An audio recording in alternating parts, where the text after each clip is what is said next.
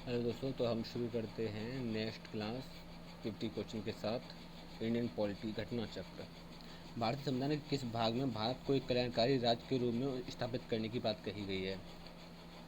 यानी कि भारत के संविधान के किस भाग में भारत को एक कल्याणकारी राज्य के रूप में स्थापित करने की बात कही गई? संविधान की प्रस्तावना में, मौलिक अधिकार में, या राज्य के नीति निधि तत्वों में, भारतीय संविधान की अनुसूची में?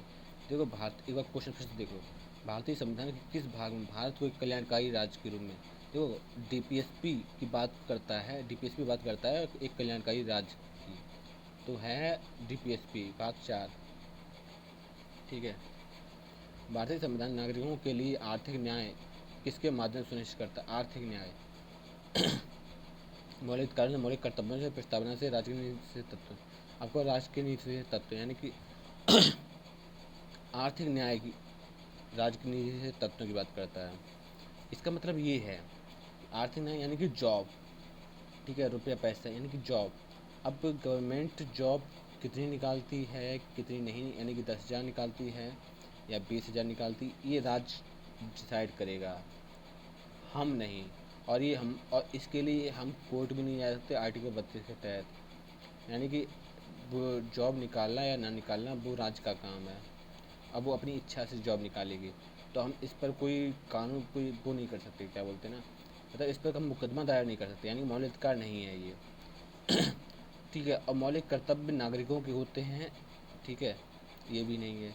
प्रस्तावना में इस बात की कोई बात नहीं कही गई है। अतः राज्य के नीति यानी कि कल्याणकारी राज्य बनाने के लिए हम जॉब का निर्माण जॉब करते हैं, ठीक है, यही सही है। भारतीय संविधान की प्रस्तावना में यद्यपि सभी नागरिकों को सामाजिक, आर्थिक और राजनीतिक न्याय प्रदान करने का संकल्प है, तथापि सामाजिक और आर्थिक न्याय सुनिश्चित करने हेतु प्रावधान संविधान के भाग 4 में प्रस्तुत राज्य की नीति सिद्धांतों के अंतर्गत प्रस्तुत किए गए हैं। यदि सरकार द्वारा राज्य नीति के निर्देशित सिद्धांतों को लागू नहीं किया जाता है, तो एक नागरिक निम्नलिखित में से किसके पास जा सकता है? उच्च न्यायालय के पास, उच्चतम न्यायालय के पास, राष्ट्रीय मानवाधिकार आयोग, इनमें से कोई नहीं। यदि सरकार द्वारा राज्य नीति निर्देशक सिद्धांतों को लागू नहीं करता है, तो एक नागरिक निम्नलिखित में से किसके पास जा सकता है? इनमें से कोई नहीं होगा, यानी कि वो इसमें इनमें से किसी के पास भी नहीं जा सकता है। संविधान के भाग 4 के अनुच्छेद 36 से 51 में वर्णित राज्य के नीति तत्व यानी डीपीएसपी के अंतर्गत भी कल्याणकारी लक्ष्य रखे गए हैं, जिनका उद्देश्य नागरिकों को सामाजिक, आर्थिक अधिकार और सुविधाएं उपलब्ध कराना है। परंतु ये नागरिकों को कोई ऐसा विधिक अधिकार उपलब्ध नहीं कराते हैं जिनका उल्लंघन होने पर उपचार कराया जा सके। अर्थात संविधान के भाग 4 में वर्णित उपबंध न्यायालय द्वारा परिवर्तनीय नहीं होंगे। अनुच्छेद 37 कहता है ये बात। वस्तुतः ये संवैधानिक लक्ष्य है जिन्हें राज्य द्वारा पूरा किया जाना है। भारतीय संविधान का कौन सा अनुच्छेद यह निर्धारित करता है कि राजनीतिक तत्व यानी कि सिद्धांत, राजनीतिक सिद्धांत किस न्यायालय द्वारा लागू नहीं किए जा सकते हैं? तो आर्टिकल 37 बोलता है कि हम इसको कोर्ट में नहीं ले जा सकते हैं। संविधान का कौन सा भाग राजनीति निर्देशक सिद्धांतों से संबंधित है? तो भाग 4 है, अनुच्छेद 36 से 51।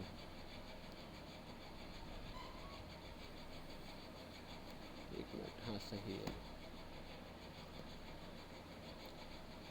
अब आते हैं नेक्स्ट पर। हमारे संविधान के नीति निर्देशक सिद्धांत, हमारे संविधान निर्देशक सिद्धांत कानूनी न्यायालय द्वारा प्रवर्तनीय है, अर्ध प्रवर्तनीय, आंशिक रूप से प्रवर्तनीय, कानूनी अदालत द्वारा अप्रवर्तनीय।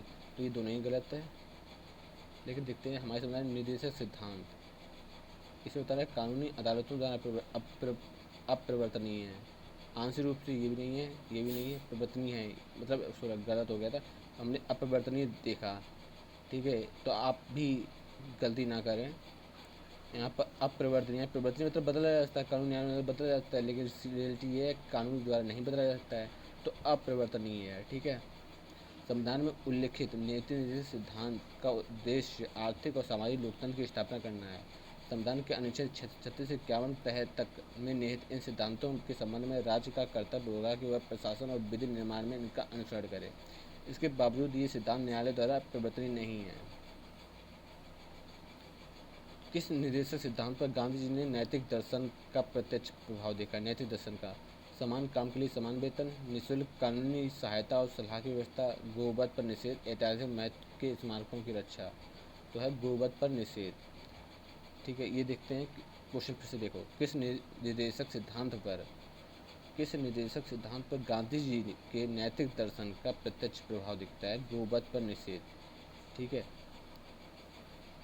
निम्न निर्देशक सिद्धांतों पर गांधी जी ने नैतिक दर्शन का प्रत्यक्ष प्रभाव है: ग्राम पंचायतों का गठन, ग्रामीण उद्योगों को बढ़ावा देना, मद्यपान मतलब जो मद्यपान होता है उसको निषेध, गोवध पर निषेध, कृषि एवं पशुपालन का संगठन। इस प्रकार यानी ये कुछ बातें कही थी गांधी जी ने उनके नैतिक दर्शन में ठीक है, जिनके बारे में वर्णित है, और इनमें से गोवध पर निषेध भी एक विचार उन्होंने प्रस्तुत किया था जिसको लोग लागू करते हैं, यानी गोवध पर निषेध। ग्राम राज्य के माध्यम से राम राज्य है। ग्राम राज्य के माध्यम से राम राज्य है के बारे में किसने कहा था? महात्मा गांधी ने, विनोबा भावे, जयप्रकाश नारायण या जवाहरलाल नेहरू। जो ग्राम राज्य के माध्यम से राम राज्य है, राम राज्य की बात की है महात्मा गांधी ने। राष्ट्रपिता महात्मा गांधी ने ग्राम राज्य के माध्यम से राम राज्य लाने की संकल्पना प्रस्तुत की। गांधी जी ग्राम स्वराज व ग्रामीण अर्थव्यवस्था के उन्नयन के समर्थक थे।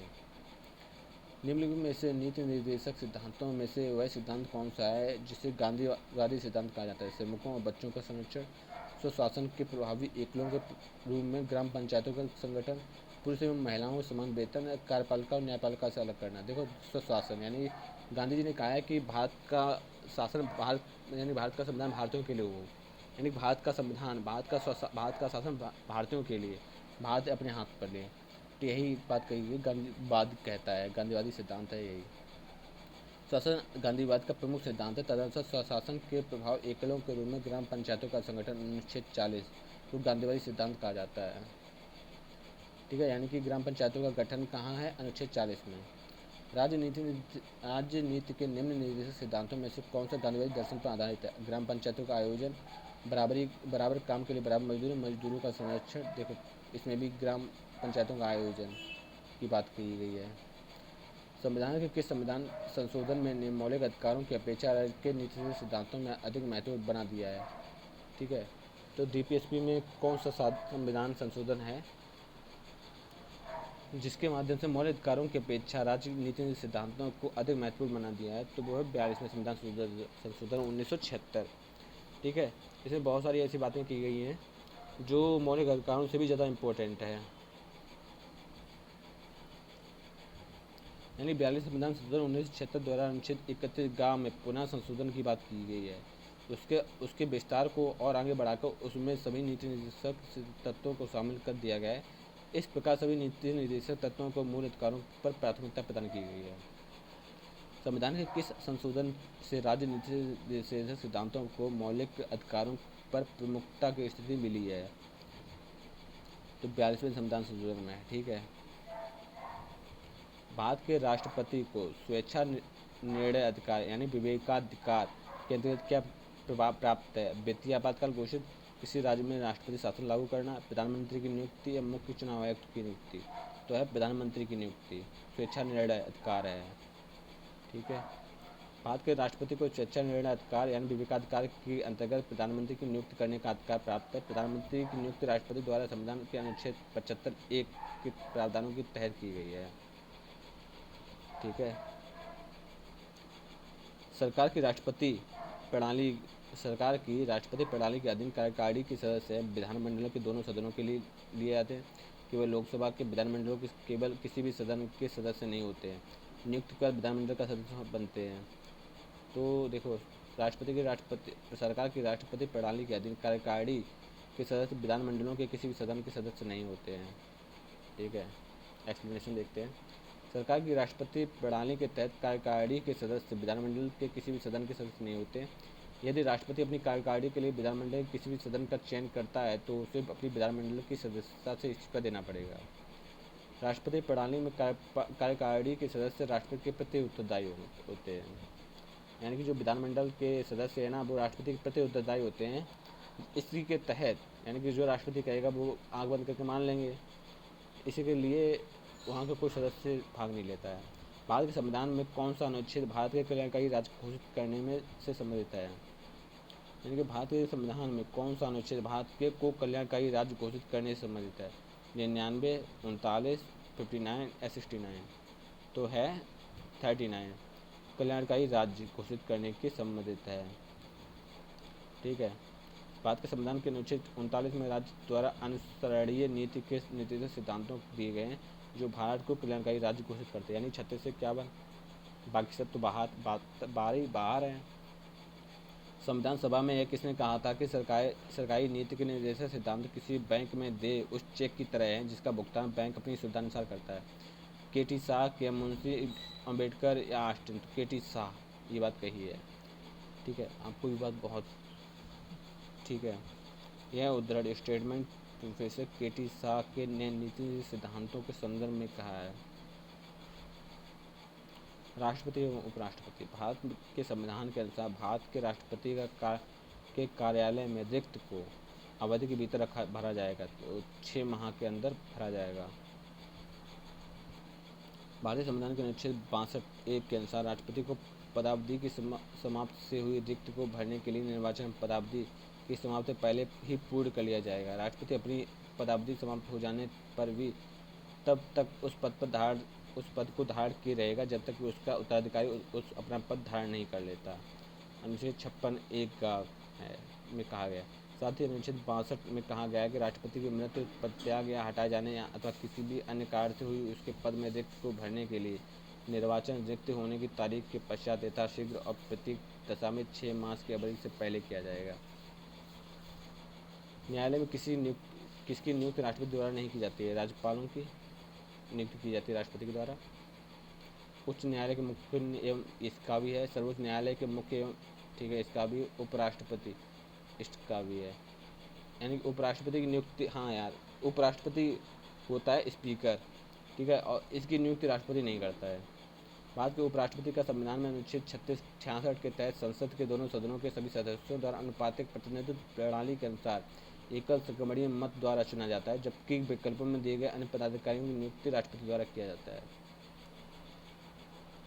राष्ट्रपति द्वारा राष्ट्रीय आपातकाल स्थिति की घोषणा की जाने के बाद किस अवधि तक उसका अनुमोदन संसद के प्रत्येक सदन द्वारा हो जाना चाहिए?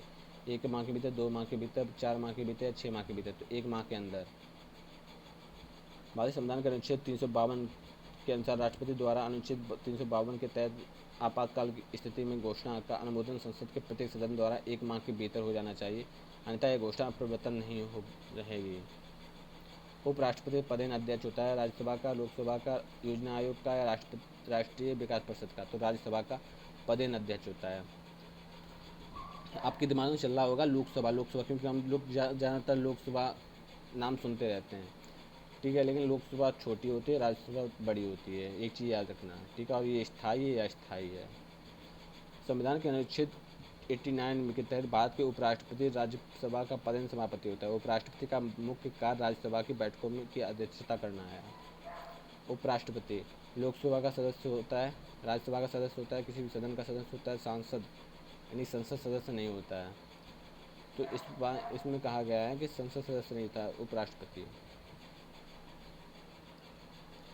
भारतीय संविधान अनुच्छेद 66 के तहत उपराष्ट्रपति को संसद या विधानमंडल का सदस्य नहीं होने की अनुमति नहीं देता है, किंतु यदि वह किसी पद पर है तो निर्वाचन के पश्चात उसे उस पद से त्यागपत्र देना पड़ता है, या जिस पद से वह पद धारण करता है उस दिन से वह पद रिक्त माना जाता है।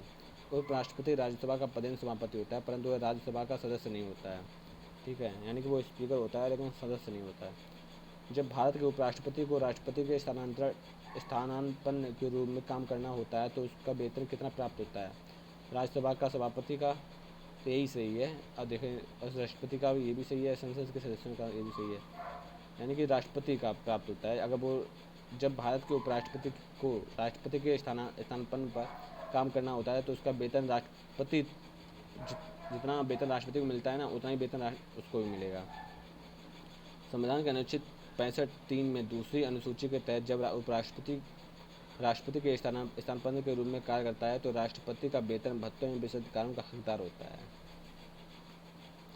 निम्नलिखित में से भारत के राष्ट्रपतियों के क्रम को क्रमशः उत्तरोत्तर प्रारंभिक से अंतिम तक क्रमबद्ध करें।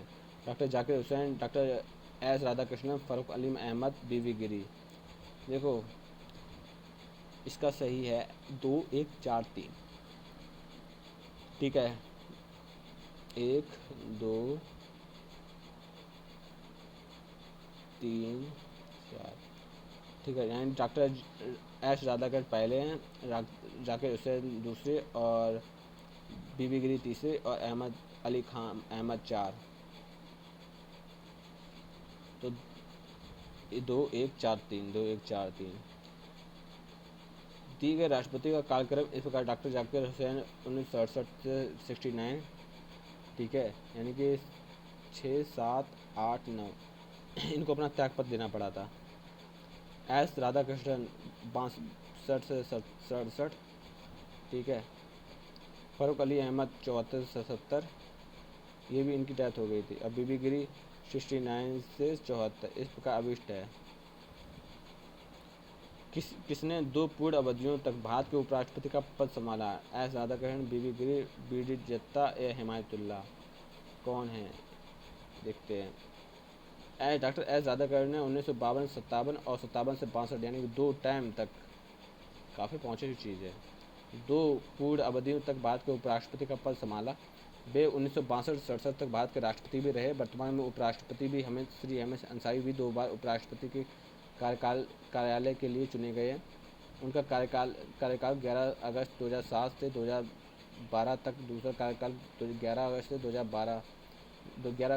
2012 से अगले 5 साल के लिए निर्धारित होगा। यानी कि ये हामिद अंसारी और एस राधाकृष्णन 2 बार चुने गए हैं। भारत के उपराष्ट्रपति के पद पर लगातार 2 बार कौन रहा है?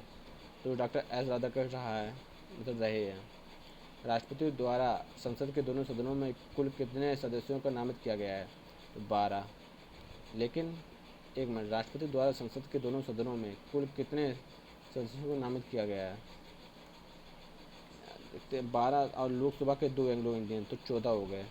तो अब ये है, भारतीय संविधान के प्रावधानों के अधीन राष्ट्रपति द्वारा राज्यसभा के लिए 12 और लोकसभा के लिए 2 एंग्लो इंडियन व्यक्तियों को नामित किया जाता था। विकल्प 4 सही है। लोकसभा के राष्ट्रपति द्वारा एंग्लो इंडियन समुदाय के सदस्यों को मनोनीत किया जाता है 2।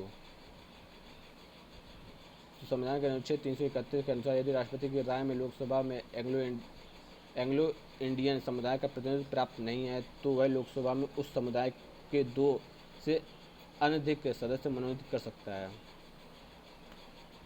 राष्ट्रपति द्वारा संसद के लिए एंग्लो इंडियन समुदाय के कितने सदस्यों को नामित किया जाता है? तो 2। यदि आंग्ल भारतीय समुदाय के लोकसभा में पर्याप्त प्रतिनिधित्व प्राप्त न हो, तो समुदाय के 2 सदस्यों को नामित किया जा सकता है। प्रधानमंत्री द्वारा, राष्ट्रपति द्वारा। राष्ट्रपति के निर्वाचन में विवाद के मामले में किसके समक्ष प्रस्तुत किए जाते हैं? मुख्य निर्वाचन आयोग, संसद, भारत का उच्चतम न्यायालय। तो भारत का उच्चतम न्यायालय। यानी 71 भारत का संविधान अनुच्छेद 71 के तहत राष्ट्रपति या उपराष्ट्रपति के निर्वाचन संबंधित विवादों की जांच विनिश्चित उच्चतम न्यायालय द्वारा किया जाएगा और उसका विनिश्चित अंतिम होगा। भारतीय संविधान के अनुसार केंद्रीय मंत्री किसकी इच्छा रहने तक पद संभालेंगे? भारत के राष्ट्रपति तक, ठीक है, क्योंकि यही शपथ दिलवाते हैं। भारत संविधान के अनुच्छेद 75 के तहत केंद्रीय मंत्री राष्ट्रपति के प्रसाद पर्यंत, जब तक राष्ट्रपति की संवैधानिक इच्छा है, पद धारण करते रहेंगे। राज्यसभा के सदस्यों का निर्वाचन कितनी अवधि के लिए होता है? तो उनकी शपथ के लिए होता है 6 वर्ष के लिए। राज्यसभा की अधिकतम सदस्य संख्या 250 है। राज्यसभा राष्ट्रपति द्वारा नामित किए गए 12 सदस्यों तथा राज्य एवं संघ राज्य क्षेत्रों में 238 अनधिक प्रतिनिधियों से मिलकर बनती है। इसके 6 सदस्य वर्ष के लिए चुने जाते हैं। स्थायी सदन होने के कारण राज्यसभा का विघटन नहीं होता है, पर इसके 1/3 लोग प्रत्येक 2 वर्ष में रिटायर हो जाते हैं। अनुच्छेद 83 के तहत, जिसमें 6 वर्षीय कार्यकाल के लिए नए सदस्य चुने जाते हैं। राज्यसभा के लिए राष्ट्रपति द्वारा कितने सदस्य नियमित किए जाएंगे? तो 12। राज्यसभा की बात की गई है। राज्यसभा के अनुच्छेद में 80(1) के उपबंधों के अनुसार राष्ट्रपति द्वारा मंत्रिपरिषद की सलाह पर कला, साहित्य, विज्ञान एवं सामाजिक सेवा के क्षेत्र में 12 व्यक्तियों को राज्यसभा के सदस्यों के रूप में नामित किया जाता है। राष्ट्रपति राज्यसभा के लिए उन व्यक्तियों में से जो कला, साहित्य, सामाजिक सेवा आदि के क्षेत्र में ख्याति प्राप्त हैं, क्योंकि कितने व्यक्तियों का नामित की जाए? राज्यसभा की बात की गई तो 12 हैं। राज्यसभा के सदस्यों को नामित करने का अधिकार राष्ट्रपति को है। निम्न में किसमें राज्यसभा की कोई भूमिका नहीं होती? उपराष्ट्रपति के निर्वाचन में या अध्यक्ष स्पीकर के निर्वाचन में? देखो, स्पीकर ही उपराष्ट्रपति होता है, तो पहले स्पीकर को चुनेंगे ना, राष्ट्रपति को अपने आप ही हो जाएगा। तो लोकसभा के अध्यक्ष को निर्वाचन में केवल लोकसभा के सदस्य भाग लेते हैं, राज्यसभा के नहीं। अन्य तीनों विषयों में राज्यसभा की लोकसभा में समान भूमिका होती है।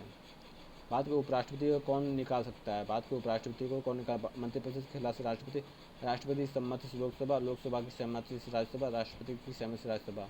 तो लोकसभा की सहमति से राज्यसभा, यानी कि संविधान के अनुच्छेद 67 के तहत उपराष्ट्रपति राज्यसभा के सभी ऐसे संकल्प द्वारा अपने पद से हटाया जा सकेगा जिसे राज्यसभा में तत्कालिक समस्त सदस्यों के बहुमत ने पारित किया है, जिसे लोकसभा में सहमत है। यदि लोकसभा का अध्यक्ष त्यागपत्र देना चाहे तो वह अपना त्यागपत्र निम्नलिखित में किसको देगा? लोकसभा का अध्यक्ष राष्ट्रपति को देगा या प्रधानमंत्री को देगा, मंत्रिमंडल को देगा, उपाध्यक्ष को देगा। तो संविधान के अनुच्छेद 94 के तहत लोकसभा का अध्यक्ष उपाध्यक्ष को संबोधित कर, उपाध्यक्ष तथा अध्यक्ष को संबोधित कर अपने हस्ताक्षर सहित लेख द्वारा अपने पद त्याग सकता है। जब राष्ट्रपति और उपराष्ट्रपति दोनों के पद रिक्त हों तो कौन सा अधिकारी राष्ट्रपति के स्थानापन्न रूप काम संभालेगा? राष्ट्रपति और उपराष्ट्रपति दोनों ही अगर हैं तो उच्चतम न्यायालय के मुख्य न्यायाधीश। ठीक है। जब राष्ट्रपति और उपराष्ट्रपति दोनों के पद एक साथ खाली हों तो राष्ट्रपति पद पर अस्थायी रूप से कौन काम करता है? राष्ट्रपति और उपराष्ट्रपति दोनों के ही पद खाली हों तो लोकसभा का अध्यक्ष नहीं, भारत का मुख्य न्यायाधीश ही होगा, CJI। किसकी पूर्व अनुमति से लोकसभा में वित्त विधेयक को पेश किया जाता है? राष्ट्रपति की अनुमति से। ठीक है, यहीं तक रखते हैं। इसमें अनुच्छेद 117 कहता है लोकसभा में वित्त विधेयक राष्ट्रपति को पूर्व सहमति अनुमति से ही पास किया जाता है।